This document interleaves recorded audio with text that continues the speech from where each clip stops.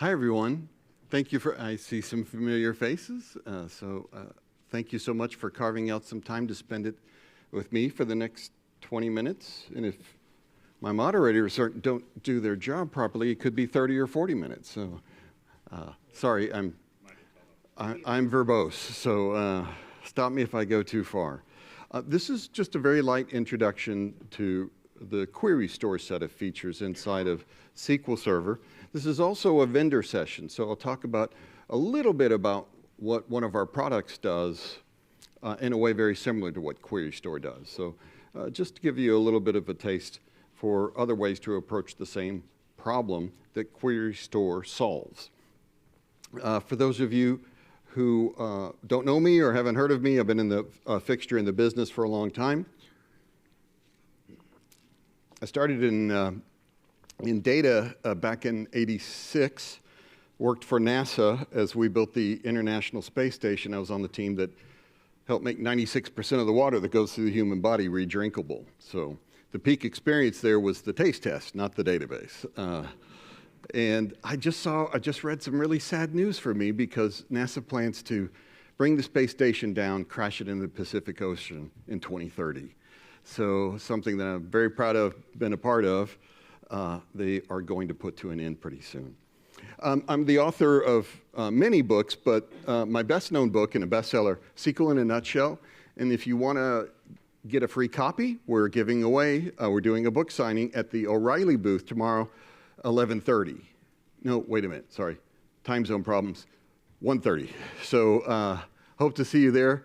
And we only have 25 paper copies, but everyone will get a copy. It's just that those of you who don't get there early will get an ebook version.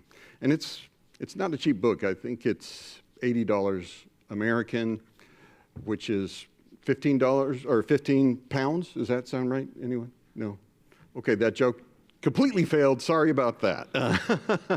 I'm not sure if you can see the small print there, but K.E. Klein on Twitter or X, Facebook, LinkedIn, and so forth. So if you want to get in touch, you have questions or about any of the other sessions, then love to help you out.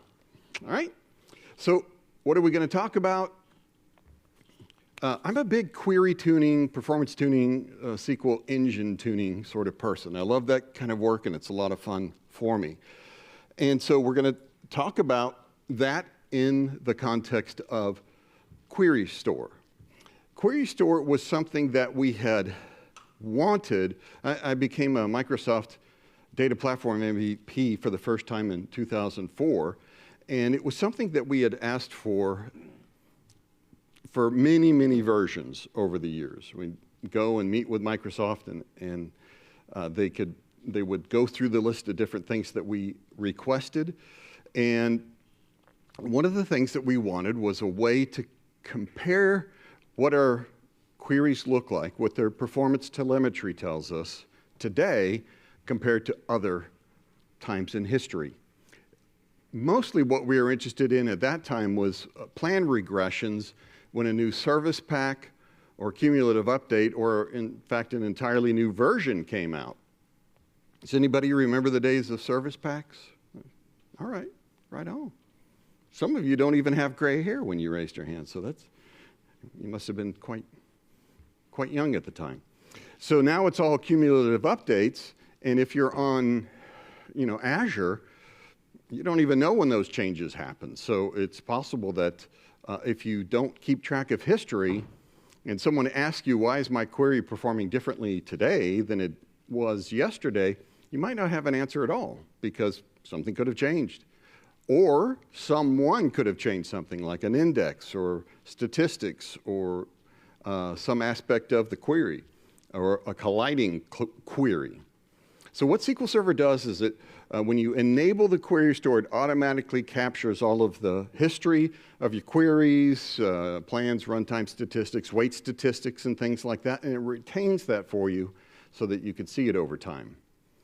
Now, one thing that is interesting about SQL Server that I want to point out in regards to Query Store is that it has improved dramatically over time with new versions.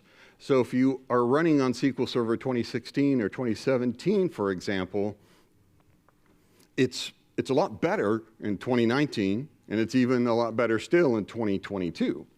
So in certain cases, you can actually get more features, or if you're thinking, wow, this would be more useful if it did X, Y, and Z, then it's possible that simply upgrading will give you what you're looking for, because there are some big improvements in there. There's a couple things you want to enable. In my case, the minimum is alter database, set query store on, and you want to set the operational mode to read write. So that means it captures select statements and then the other DML statements that are write operations. So insert, update, delete, bulk insert, and merge. Okay? It won't capture things like create table, create index, and those other kinds of DDL or DCL language, if you're familiar with those terms. DDL being like create table, alter table, drop table, as well as the DCL data control language would be things like grant and drop. So it's not an auditing, grant permissions and revoke permissions, deny permission. It's not an auditing system. That's a different set of features, okay? So what happens normally in SQL Server if we are running on a database that does not have query store enabled is when you submit a query, it goes through the process of plan optimization. And one of the, and when I say query, I'm using that as a catch-all. It does the same thing with stored procedures or triggers or batch files, etc. So it sends it to the query optimizer. It goes through a couple steps that aren't shown here. It goes through like simplification. Well, the first thing it does, though, is it says, does this plan or a sufficiently similar plan exist in the cache? So it checks to see if that exists in the plan cache. If it does, it tries to reuse that plan so that it doesn't have to go through all the expensive steps of query optimization. If it doesn't find a match, then it will do the steps I was mentioning before, where it does simplification. If you don't know what that is, simplification is kind of cool. That's when SQL Server by default will translate any subquery, a correlated subquery, into a join. They do the same thing, and so let's make sure that they're always similar, apples to oranges, for people who use correlated subqueries and joins. There's a lot of other examples of that as well, what it will do in the simplifier. Then it checks to see if it can create a trivial plan, which is a plan that can only return results in one way. So an example of a trivial plan, even if the table has 1 billion rows, if you have neither indexes nor a clustered index nor a primary key, all it can do is a table scan. It has to look at every row, right? So that would be a trivial plan for the query processor. And then it goes through a 3-step process of creating the actual execution plan itself. It doesn't come back and check. It doesn't keep history. So you might have a chance for that plan to stay in the cache for quite a while, or if it's a very busy SQL Server, plans might be evicted from the cache very quickly because SQL Server is very jealous guardian of the amount of RAM that it has. So it will evict things as it needs to and instantiate new objects as it needs to. So the big difference now is that by turning on Query Store, we will actually take those plans and take the execution plans and store those in a separate space. And you define that at a per database level. You can also do control operations at a per database level. So you can, for example, clear the cache. The query store area of the cache. It doesn't necessarily keep track of individual query executions, okay? And it will also keep multiple copies of those execution plans, right? What's the difference, by the way, between an estimated plan and an actual plan? Does anyone know? Oh, I saw some people like, hey, no, but I'm kind of shy. So for those of you who don't know, you can run a query and say, tell me the estimated execution plan. And so this is, SQL Server says, okay, I'm going to pretend like I went out to the playground and got everything you asked for, come back and give you that information. I went to the play set, I went to the swing, I went to the slide, and here's how I think it would work. The difference between that and actual execution plan is it actually goes to the playground. And this time, you notice that it went on the slide 3 times. Anytime you have a big difference between your estimated plan and your actual plan, it's a good indication that there's something off. For example, if you get even 10% more rows back in your actual execution plan than the estimated execution plan, you know that there's a very high probability that the index statistics are stale. And so you need to do an update statistics statement for that, okay? So the query store stores the estimated plans, okay? Also, it holds that data in memory to start, and it every so often pushes that out to disk. The default is 90 seconds. You can change that up to your liking. So every 15 minutes, that's pushed out and made hardened, I guess you could say. And then we collect on a regular basis. So the default is every 1 hour. And I point that out because if you want to run this in a situation in which you have some serious performance problems and you want to try to do quick assessment of performance and see, okay, let me find out what new query or plan is regressed. If you leave everything to the default, there's a chance you won't be able to jump in there and do something quick because it will take a full hour before it, potentially a full hour, before it will capture that information. Why don't we set that lower to like 5 or 10 minutes? It causes the amount of space required by the query store storage area to be a lot bigger.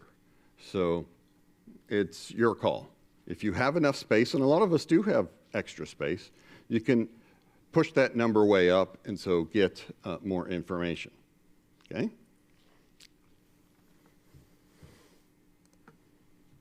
Now, the basic process, and notice there's a couple of these. Oh. You ever had the problem where you're presenting and it says, physically, we say, here's the screen, but your computer says, here's the screen? You ever do that where you have 2 monitors? Well, that's what it just did to me, and it blew my mind for a moment. Sorry about that. So we have this separate storage area over on the right side of our screen that we've created to store query store, okay? And notice that the steps are similar to what I was talking about before, where we look up in the plan cache to see if the plan exists. If it finds it, fetches that plan from cache, and it gets to skip this whole area right here to optimize that execution plan. However, we may have chosen specific queries that we know don't perform well.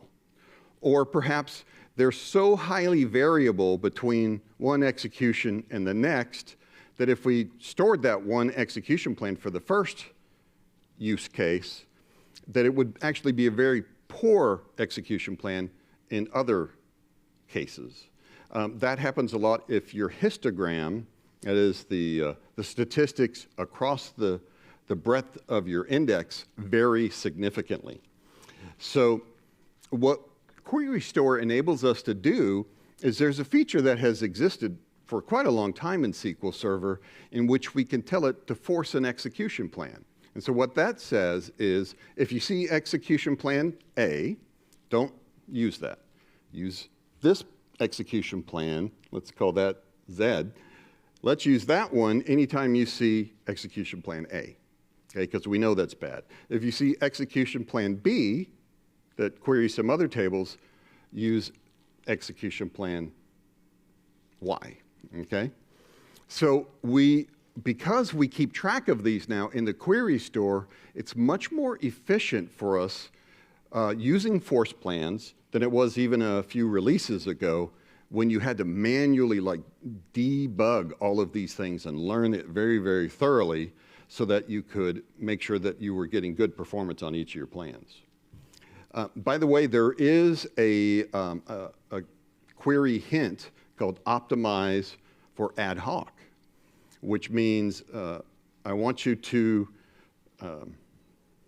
create this query as if we never know exactly what the value is and the parameters. The problem with that is you could also say optimize for mediocre, because we don't know if it's going to be near the biggest number or near the lowest number or the most commonly queried number or the least commonly, right? So it says, okay, I'll shoot for the middle of all of these. So Query Store enables us to get rid of that. We can say, you know what? We now can say, here's an execution plan for the most commonly queried value in this index, and here's an execution plan for a seldom queried value in the index, but we need it to return its results at about the same time. All right. So we collect these runtime statistics, and it rolls them up and aggregates them, if you will. So a lot of times we have a situation that I've called death by 1,000 cuts, right? You don't have one monstrously huge query that's very difficult to performance tune. We have a lot of tiny queries that run in 300 milliseconds or less. It's just that we call those 6,000 or 8,000 or 10,000 times an hour or a minute. And so in aggregate, we will see that that particular query is a major consumer of the resources of SQL Server. And so with the runtime stats, we can see very quickly and easily, very clearly in Query Store what's happening, okay? And then there's wait statistics. Now, wait statistics are an extremely important way to perform troubleshooting. And in my case, I do teach some sessions on end-to-end troubleshooting. And after you make sure that there are no errors that are causing your SQL Server to perform poorly, the very next thing you look at is wait statistics, because this tells us what broad category our problem is. And for example, it's not going to show the individual wait statistics, but it will tell us things like it's related to memory. So you could even add more memory. Or it will say things like this is the slowness of this query is related to locking. Can you buy more hardware to beat locking problems? Not really, right? That's an application problem. Somebody coded those in a way that they are not particularly useful. So once you have enabled these features, now I mentioned a moment ago about you have to turn on Query Store. You also have to separately turn on wait statistics collection as well. So what you have is, with a right click in SQL Server Management Studio, one of the options on the database that you right click on is the Query Store option. And so you can see a list for like your regressed queries, queries by overall resource consumption, top resource consuming queries, queries with forced plans. In the old days, those were really, really hard to find. So even if you did it yourself or someone else on your team did it, you would not know unless you did some fancy coding to figure that out. Wait statistics and tracked queries. So you'll see all of those in there. And again, a lot of times, if you are one of the application developers, you could be smarter than the optimizer and know that it needs some changes compared to what it would do natively. And so you can come back and say, you know what? I know that this is not the very best way to perform the query based on what you have shown me, SQL Server, so I want to force this plan. Meaning something like you could say, I don't want you to use this hash join algorithm. That's one of the 3 algorithms SQL Server will choose to perform a join. Hash, merge, and nested loop. So you could come back and say, I want you to use, with an option hint, nested loop rather than the hash. Okay? so we can force that. All right. So I had a whole nice demo prepared, but guess what? We're out of time.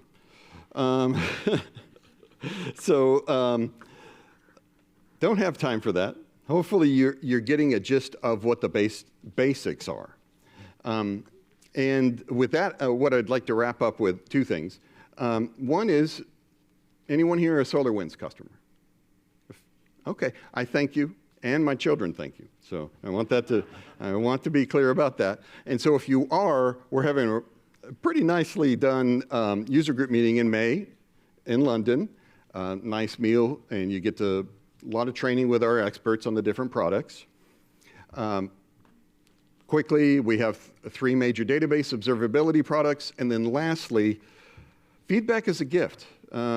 Speakers often don't get any feedback at all unless you make a deliberate effort to tell us about your reception to the session. So if you have constructive criticism, even if you enjoyed it, a lot of times we don't hear anything one way or the other. So it'd be really helpful if you have a thought or two to share with us.